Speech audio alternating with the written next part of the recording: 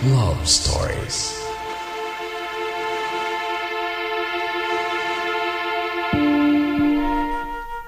Isang gabi, kapuso, nakahiga ako sa duyan na nakasabit sa puno ng mangga sa likod ng bahay namin. May biglang gumulat sa akin. Si Jepoy. Parang nakalimutan ko noon ang galit ko sa kanya. Namiss ko rin ang kaibigan ko dahil halos 2 linggo na noon na hindi kami nagkikita. Ba't ba nagkatago ka? Sita niya sa akin. Sabi ko, sinasamahan ko lagi si Sandra sa mga lakad niya, kaya lagi akong wala. Pagkatapos kong sabihin yun ay umupo sa tabi ko si Jepoy. Wala siyang kaimik-imik, parang nag-isip ng malalim. Iba ang kutob ko noon, kapuso, sa iniisip ni Jepoy. Parang sasabihin na niya sa akin noon na in love siya sa girlfriend ko. Kaya hinintay ko talaga ang muli niyang pagsasalita. Rocco, pwede ba kitang hiramin muna kay Sandra? Kahit 2 days lang sana, simula bukas. Seryoso noon ni Jepoy. Bakit? Tanong ko naman. Nanahimik ulit siya sandali saka nagsalita. Birthday ko na noong isang araw. Sa isang araw, sabi niya. Anong balak mo? Tanong ko naman. Gusto ko sana sa Sambales tayo. Tayo ni na Kim, sa baryo ng uncle ko. Maganda doon at malapit lang sila sa dagat. Noon naman, kapuso, ay parang bagyang napawi ang galit ko kay Jepoy. Isa pa, gusto ko ring lumabas ng Pampanga. At gusto ko ring makarating sa Sambales. Kaya umuo na lang ako kay Jepoy.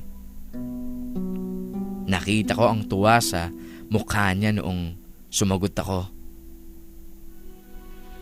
Kinabukasan nga ay nagpaalam ako kay Sandra.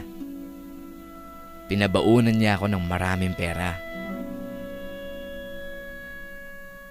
Kulang 4 na oras lahat, kapuso, ang biyahe namin. Sakay ng bus. Bumaba kami mula Olongapo, tapos sakay kami ulit papuntang San Narciso. Ang ganda ng baryo, kapuso. Lalo na sa mismong kinaroroonan ng bahay ng uncle ni Jepoy. Tabi-tabi talaga ang dagat. At talagang nakakamangha. Puro niyog ang puno sa paligid. At napakatahimik. Talagang parang paraiso. Panapanahon ng pagkakataon, may babalik bang kahapon?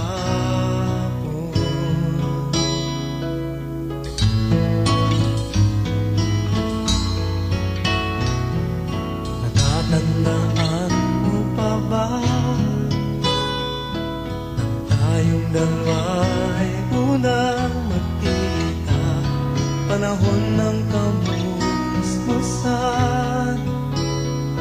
sa piling ng mga bulaklak at halaman, doon tayo nagsimula. Mga harapan.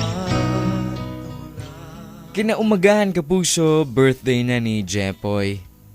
Nagbigay siya ng pera sa auntie niya para pambili ng lulutuin. Kami naman, kasama ng uncle niya, ay namangka para pumunta sa kabilang baryo kung saan makakabili ng isda.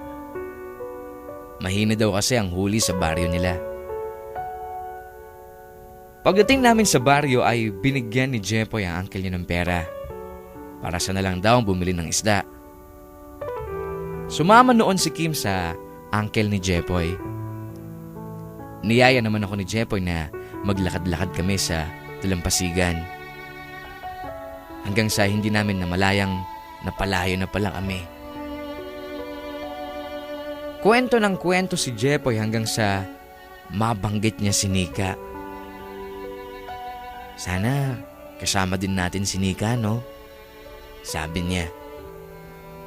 Hindi ako nakaimik noon, pero sinikap kong ngumiti. Noon ay biglang huminto si Jepoy saka yumuko para pulutin ang isang maliit na bato na nakalatag sa basang buhangin. Ipinunas-punas pa niya ang bato sa damit niya at saka niya sinuri ang bato. Kakaiba ang bato, kapuso. Parang hugis puso siya. Flat at kasing laki ng piso. Magaspang ito dahil parang halo-halong mineral ang bumuo sa kanya. Sa isang side nito ay may parang kristal. May kulay light green, light blue at meron ding kulay dilaw. Samantalang sa isang side ay purong puti na parang solidong tawas. Pero matigas ito at hindi nababasag. Ang ganda, no? Unique. Natutuwang sabi ni Jepoy habang walang sawang pinagmamasdan ng napulot na bato. Pagkuhan ay ibinulsa niya saka sa kanya ko niyayang bumalik sa bangka. Tuloy ay naalala ko ang souvenir namin ni Nika noong first month sa rin namin. Ang tigkakalahati naming silver heart kung saan nakaukit ang mga pangalan namin. Gusto ko ring ilabas mula sa wallet ko ang hating silver heart kung saan nakasulat ang pangalan ni Nika. Pero hindi ko ginawa. Ayokong ma-disappoint si Jepoy sa kanyang birthday.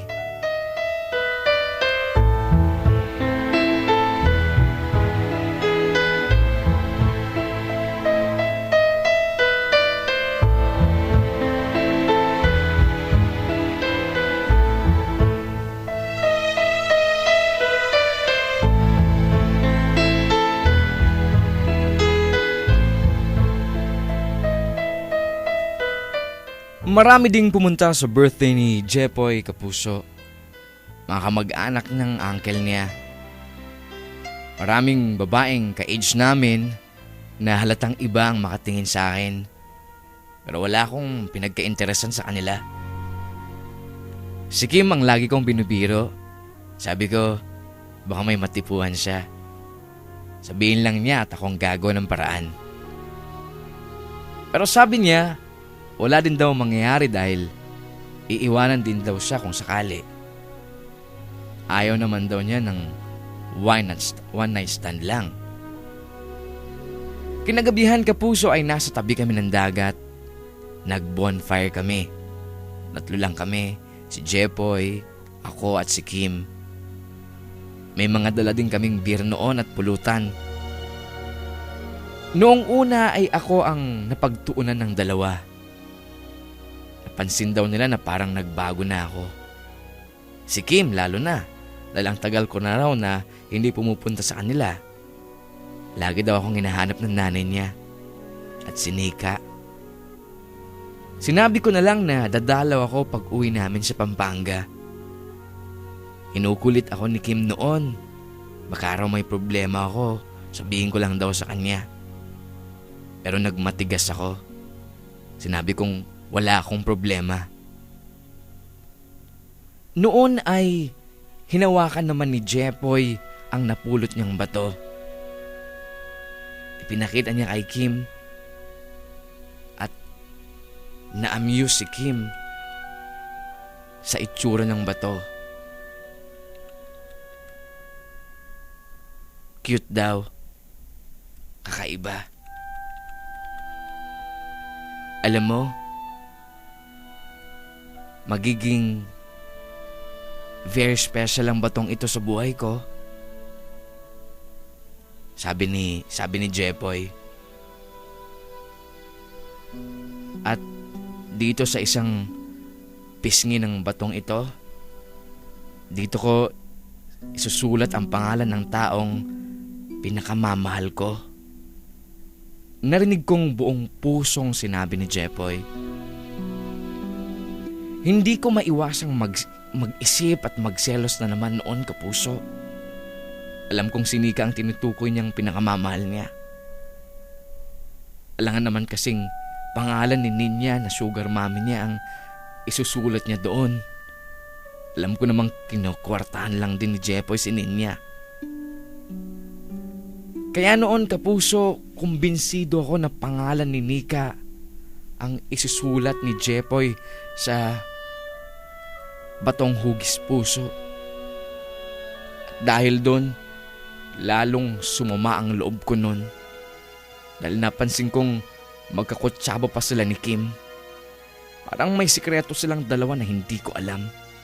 Inis ako noon, pero hindi ko na lang ipinahalata kahit na ang totoo ay masakit sa akin ang isiping baka naaagaw na sa akin ni Jepoy ang pinakamamahal ko. At yun ay walang iba kundi si Nika. May gusto ka sa aking mahal, may balak kang agawin siya. Tsura pa lang sa akin lamang ka na, ligawan mo siya, siguradong iwawagi ka. Nakikiusap ako sa'yo, nagmamakaawa. Kunin mo na ang lahat sa akin, wag lang siya.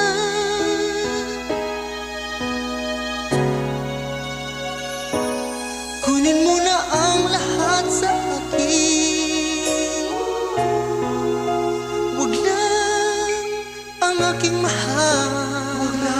Wag lang ang aking mahal. Alam kong kaya mo paibigin siya, sa aking maagaw siya.